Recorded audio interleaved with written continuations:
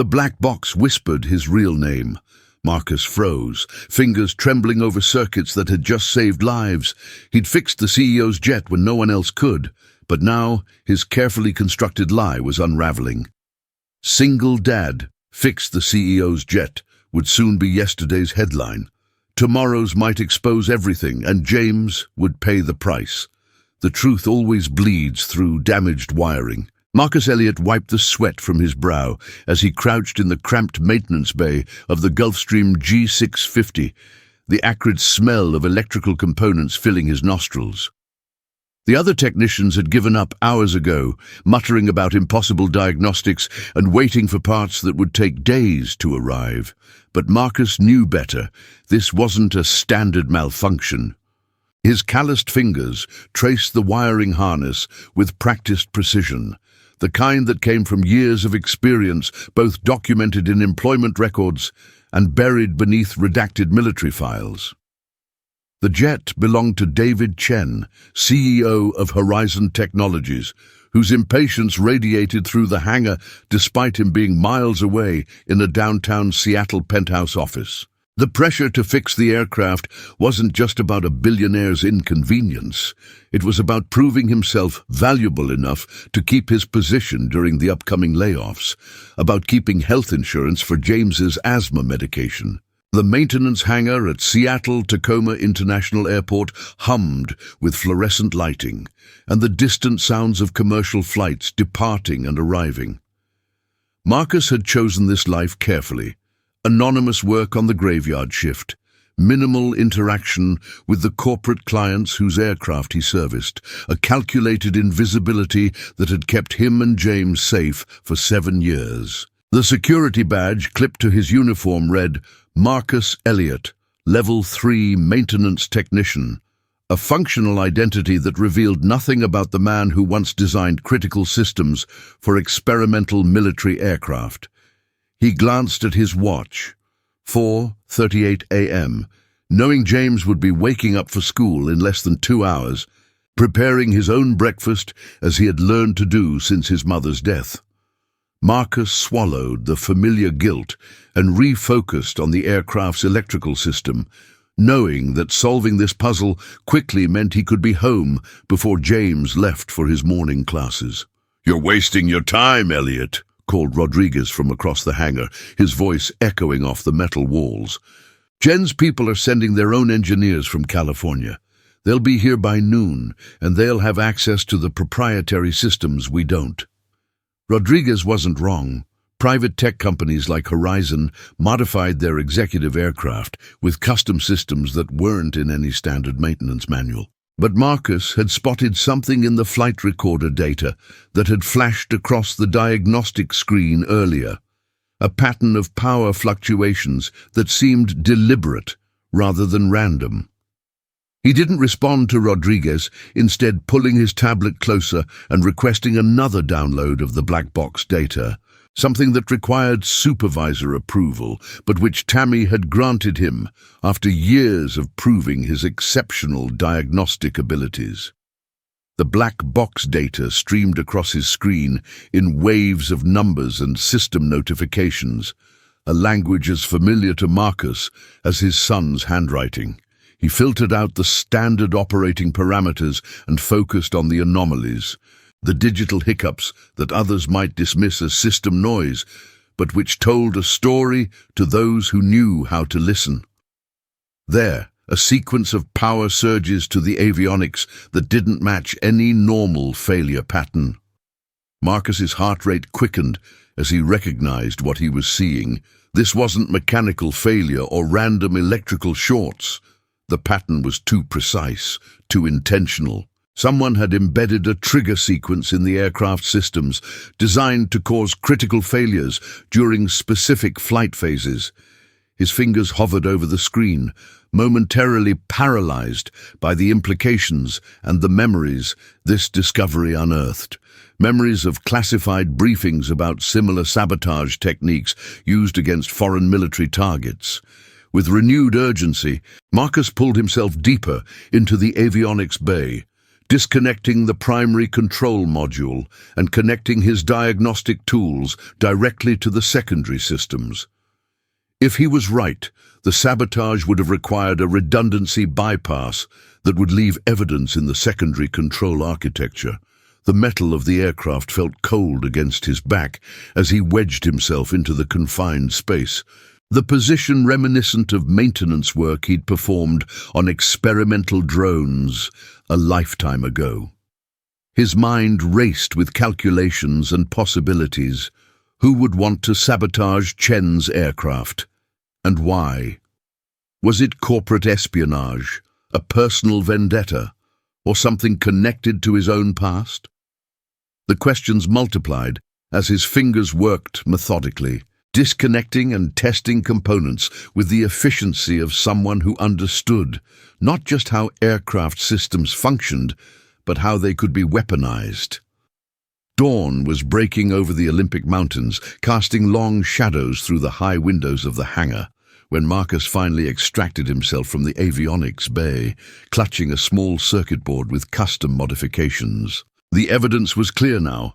Someone with intimate knowledge of both the aircraft systems and Chen's flight patterns had installed this device to create catastrophic failures that would appear accidental. Marcus placed the component carefully into an anti-static bag, his mind torn between professional satisfaction at solving the puzzle and the creeping dread that this discovery would draw unwanted attention. As he documented his findings in the maintenance log, deliberately using layman's terms that obscured the sophistication of his analysis, Marcus couldn't shake the feeling that he had just pulled at a thread that might unravel the careful anonymity he had constructed, anonymity that kept James safe from the people who still occasionally searched for Dr. Marcus Westfield, former lead engineer on the classified Aurora project. The call came 3 hours after Marcus had submitted his report and returned home to their modest apartment in Renton. James had already left for school, leaving a note about staying late for robotics club and a half-eaten bowl of cereal in the sink. Marcus was midway through his post-shift ritual of a hot shower, followed by 2 hours of sleep, before his part-time coding job when his secure phone, the one only James and the airport had the number for, vibrated aggressively on the bathroom counter. The unfamiliar number sent a jolt of adrenaline through his system, instincts honed by years on the run, automatically assessing threat levels and escape options. He answered with a cautious, "Hello," his voice betraying none of the anxiety churning in his stomach, his free hand already reaching for the emergency bag they kept packed in the hall closet, a bag containing cash, alternate identification documents, and the essentials needed to disappear again if necessary. "Is this Marcus Elliott?" The voice on the other end was crisp, authoritative, with the practiced confidence of someone accustomed to commanding attention. "This is David Chen, CEO of Horizon Technologies. I'm calling about the maintenance work you performed on my aircraft this morning." Marcus's grip tightened on the phone as his mind raced through possibilities. Had he made a mistake in his assessment? Was Chen calling to complain about delays?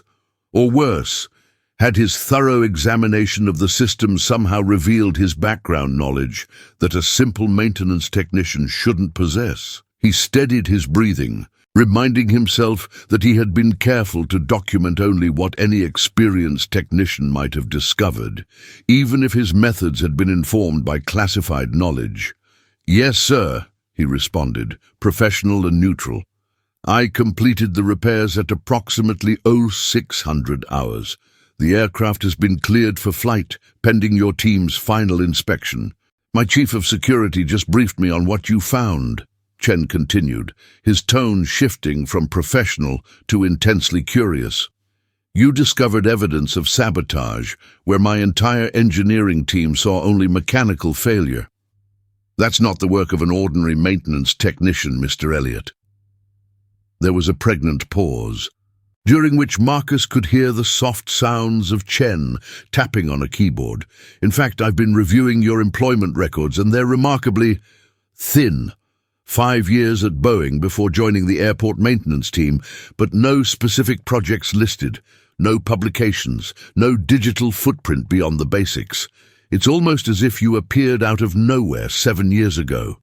The observation hung in the air between them, an implied question that Marcus had prepared for, but still dreaded. He moved to the living room window, scanning the street below for unfamiliar vehicles or surveillance positions, a habit he'd never been able to break despite years of relative safety. "I'm a private person, Mr. Chen," Marcus replied carefully, maintaining the respectful tone expected when speaking to a man whose net worth exceeded the GDP of small nations.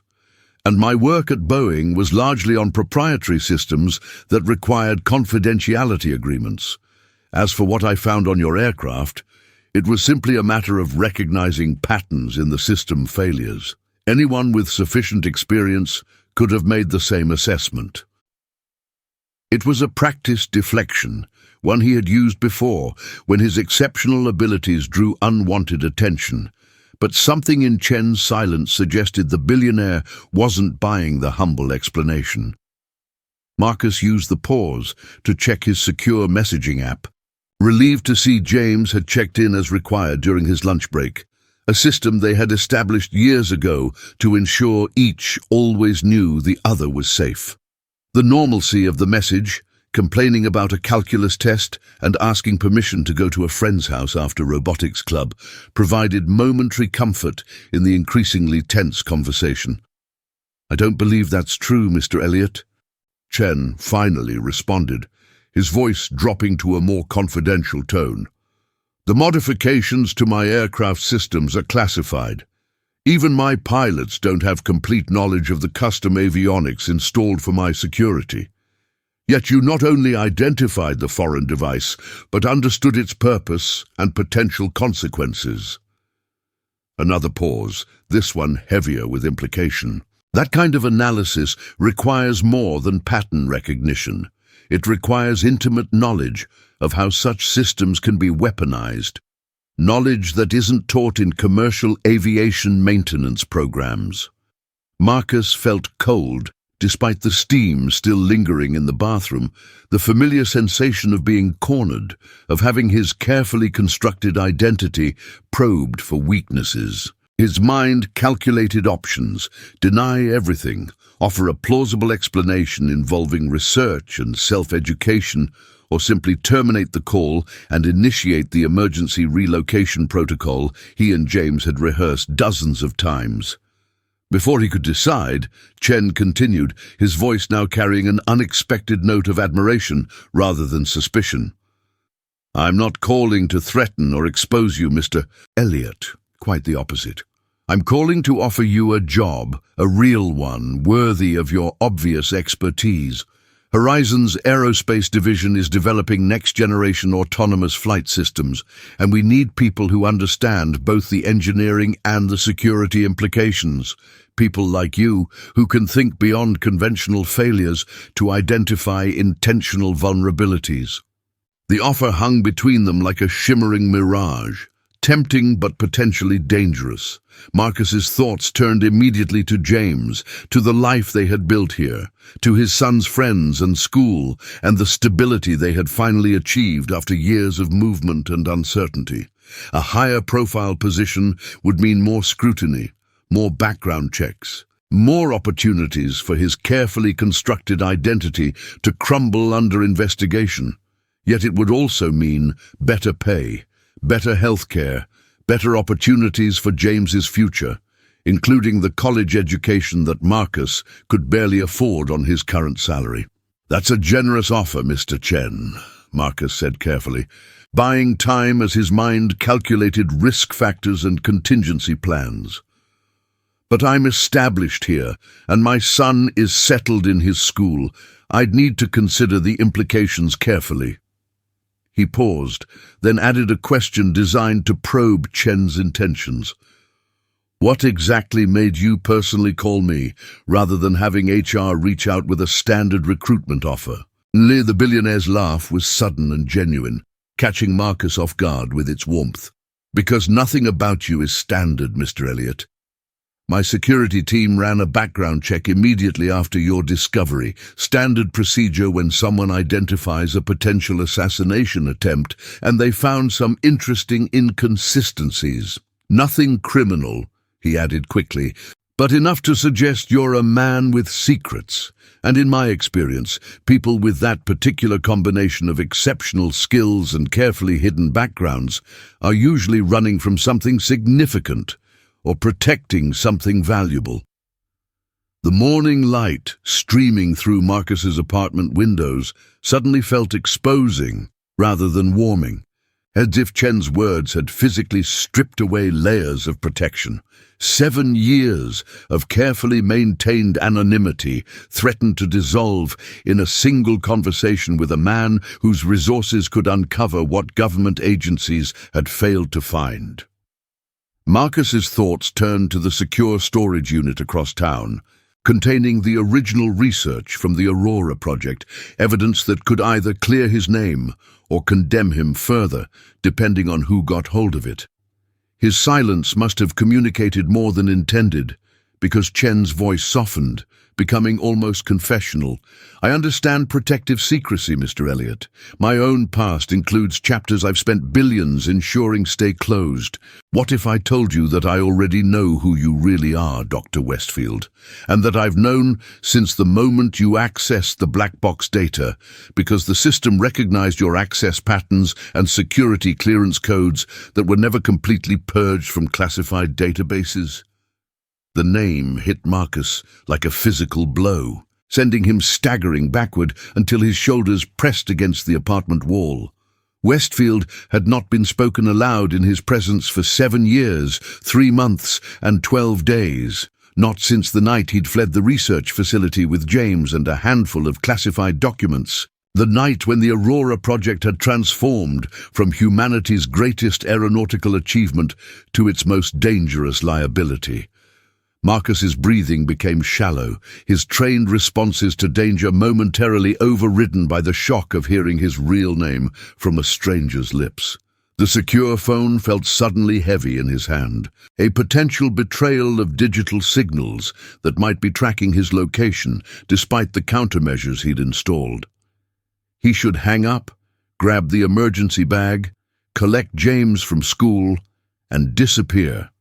The logical response to exposure.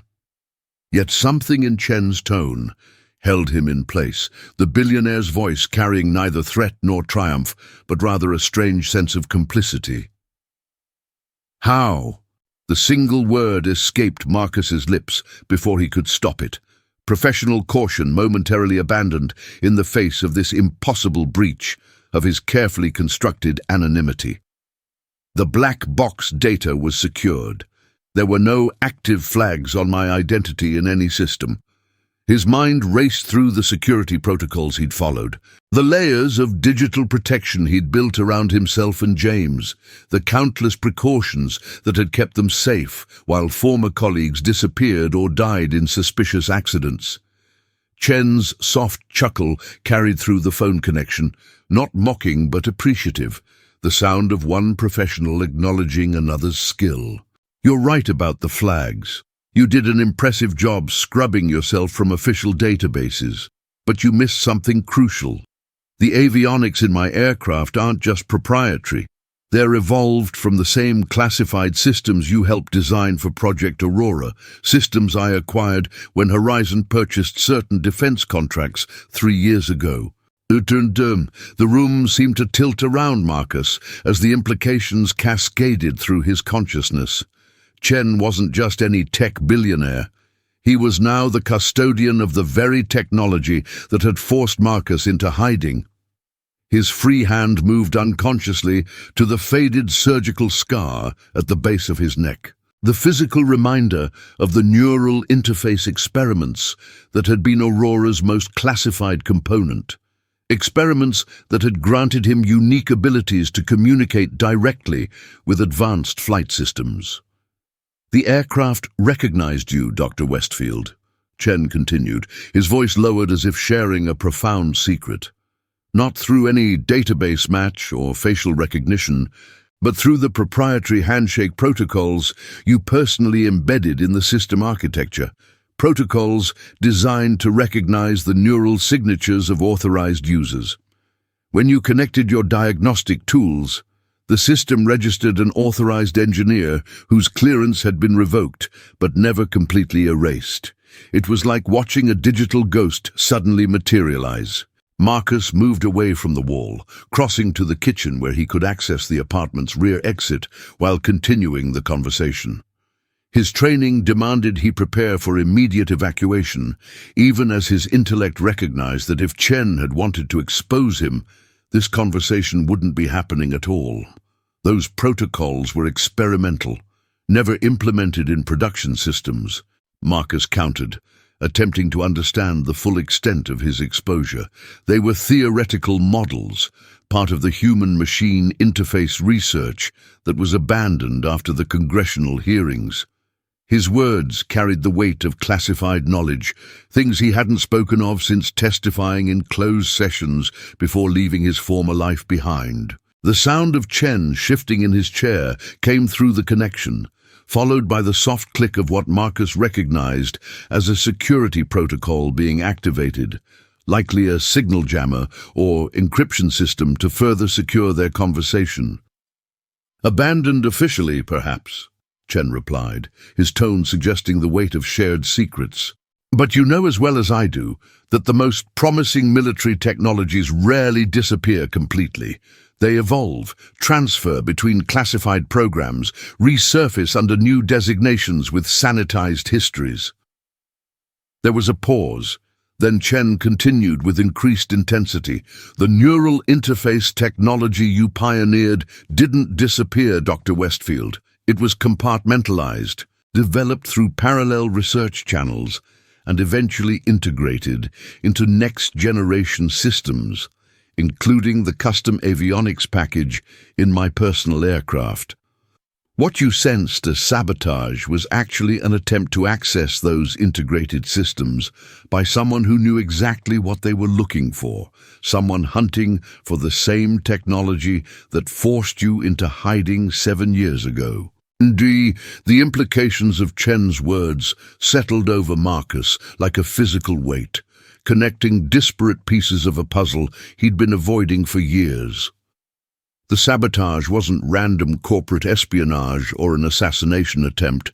It was a targeted effort to access the neural interface technology by people who recognized its presence in Chen's custom aircraft, which meant the same shadow agencies that had pursued Marcus after his testimony were still actively searching for the complete Aurora architecture, still determined to weaponize a system designed for unprecedented human-machine integration. Marcus moved to the apartment window again, this time not to check for surveillance, but to look toward James's school, visible as a brick structure in the distance. His son was there now, surrounded by friends, teachers, and the normal rhythms of adolescent life, completely unaware that the carefully constructed safety of their world was rapidly unraveling. "They're still looking for it," Marcus said softly, not a question but a grim acknowledgement. "After all this time, after the congressional orders to dismantle the program, they're still trying to rebuild Aurora." "They never stopped," Chen confirmed, his voice carrying the weary certainty of someone with access to information beyond public knowledge. "But neither did you, Dr. Westfield? You didn't just flee with your son that night. According to sealed testimony, you also took something critical, the quantum encryption keys that would allow complete access to Aurora's neural interface architecture, keys that would transform the system from extraordinary to unstoppable." There was no accusation in Chen's tone, merely the statement of fact that heightened the tension coursing through Marcus's body. The small titanium drive containing those keys had remained hidden for 7 years, secured in a biometrically locked container that only Marcus could access, insurance against those who might try to use his son as leverage. Its existence was his last line of defense, and potentially his greatest vulnerability if the wrong people discovered he still possessed it. Marcus remained silent, neither confirming nor denying Chen's statement, his training in counterintelligence asserting itself even in this moment of exposure. His gaze remained fixed on the school building in the distance, the physical manifestation of everything he had sacrificed to protect. When he finally spoke, his voice carried the weight of a decision forming rather than one already made. "What exactly are you proposing, Mr. Chen? You haven't exposed me to authorities, which suggests you want something that official channels can't provide, something only I can give you." The question hung between them, direct and unambiguous, forcing the conversation beyond implication into explicit territory. Chen's response came without hesitation, suggesting he had been waiting for precisely this opening. "I'm proposing a partnership, Dr. Westfield. Horizon's aerospace division isn't just developing commercial systems. We're competing for the next generation of defensive technologies. I need your expertise, your unique understanding of the neural interface architecture. In return, I can offer resources and protection that would allow you and your son to stop running, to reclaim your real identities under the umbrella of my company's considerable influence." The storm had broken, leaving behind a muted sky of shifting silver as Marcus watched Chen's figure fade into the distance, the encryption keys still secured in his grasp. The billionaire's words echoed with a sincerity Marcus wanted to trust, yet the engineer in him knew that trust was never absolute, only calculated. He stood motionless for a long moment, absorbing the magnitude of what had transpired. Years of silence, fear, and isolation had led to this intersection of ethics and opportunity. James stood beside him, the morning light catching in his hair, the boy's eyes bright with the fierce intelligence of someone who understood far more than his years suggested. For the first time in nearly a decade, Marcus allowed himself to breathe without the instinctive anticipation of pursuit. Their return drive through the waking city was marked by silence of a different kind, not the strained quiet of fugitives, but the contemplative stillness of people standing at the edge of transformation. The skyline stretched before them, alive with the hum of progress and promise. "Do you believe him?" James asked at last, his voice soft but steady. Marcus's hands tightened briefly on the steering wheel. "I believe his intent," he answered. "Intent doesn't always guarantee outcome, but it's a start." He glanced at his son, sensing both hope and caution flickering behind his calm expression. "What matters is that we act with vigilance, that we don't hand over everything, not until we're certain the firewall is complete." The boy nodded, and in that shared glance, father and son silently agreed to a partnership not just of survival, but of purpose. When they returned home, the apartment that had once felt like a bunker now seemed to Marcus like a transition point, a cocoon from which they might soon emerge. He set the container on the table, studying the smooth metal as if it might reveal the future. James busied himself making coffee, his motions deliberate, grounding them both in routine. "So what happens now?" he asked after a while. Marcus exhaled slowly. "Now we verify everything, every claim, every line of code, every file Chen gave us." He connected the data drive Chen had offered, initiating a deep scan through layers of encryption. Names began to appear, project code names, corporate entities, defense initiatives, and within them traces of something far darker, the quiet persistence of those who had refused to let Aurora die. Over the next days, Marcus worked as he once had before his exile, relentlessly, methodically, yet this time not for the glory of innovation, but for the preservation of conscience. James assisted him with tireless curiosity, deciphering the network logs and building their own parallel analysis.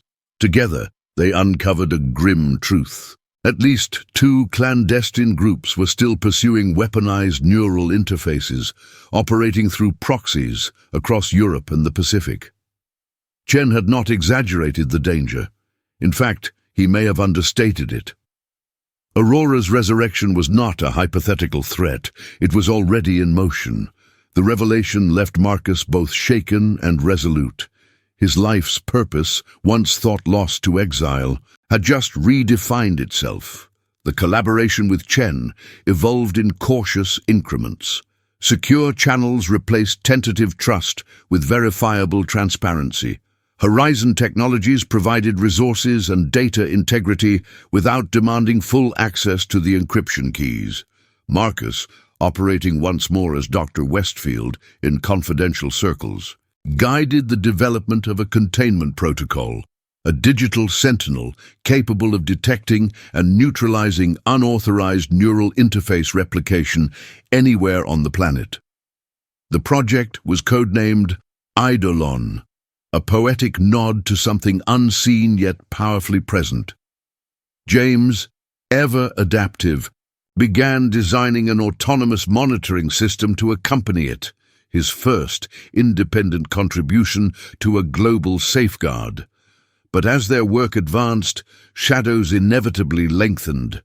A breach attempt on Horizon's internal servers triggered alarms late one night, and Marcus's instincts flared. Someone, somewhere, had realized that the keys were active again. The next 48 hours became a test of everything they had learned in hiding: counter-surveillance, encrypted mobility, emergency coordination.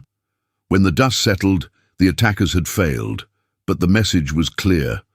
The world had not forgotten Aurora. Chen's face appeared on Marcus's secure line the next morning, composed but grim. "They'll keep coming," he warned. "The only way to end this is to finish what you started." And so Marcus did.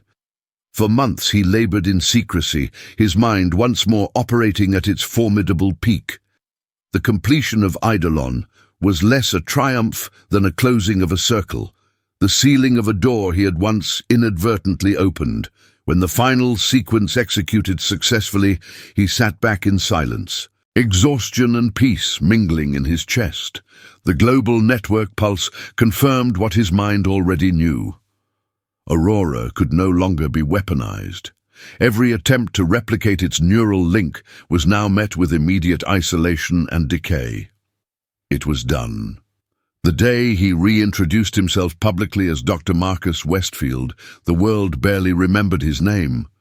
But those who mattered did. Chen's legal team had maneuvered through bureaucratic labyrinths to secure his reinstatement, framing his past actions not as betrayal, but as moral whistleblowing. In the small press conference that followed, Marcus spoke briefly, his words measured yet resonant. "Technology is never dangerous by nature," he said, "only by purpose, and purpose begins in the heart of its creator." The statement went viral within hours, quoted and debated, but to Marcus it was simply truth spoken aloud at last. For James, the return to visibility came with both wonder and confusion. His schoolmates now whispered about his father's past, about secret projects and government hearings, about the boy who had lived two lives, yet he carried it with grace, balancing curiosity with loyalty. He had learned early that identity is less about names and more about choices. When he received his first university invitation, a robotics scholarship in his real surname, it felt like an inheritance not of secrecy, but of integrity. One evening, months after the world had moved on, Marcus found himself walking along the shoreline near Discovery Park, the same place where Chen had first approached him. The air carried the scent of salt and new beginnings. He thought of his wife, gone too soon, of his son, now standing tall in both his names, of the machine that had once threatened to define them all. He realized, with quiet conviction, that redemption is not a single act, but a continuous recalibration, an equation forever balancing ethics against ambition. As twilight deepened, James joined him, carrying 2 mugs of coffee and that same alert, thoughtful gaze. "You think it's really over?" he asked. Marcus smiled faintly, eyes tracing the horizon. "Nothing's ever truly over," he said, "but for now, it's stable." They stood together in silence, the waves murmuring like circuitry beneath the sky, father and son no longer fugitives, but guardians of a truth, hard-earned.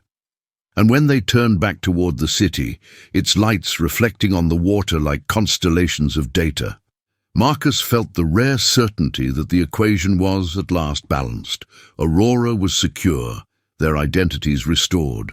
The dangerous calculations that had haunted his mind for years had finally resolved, not into perfect safety, but into something far more valuable: peace with purpose.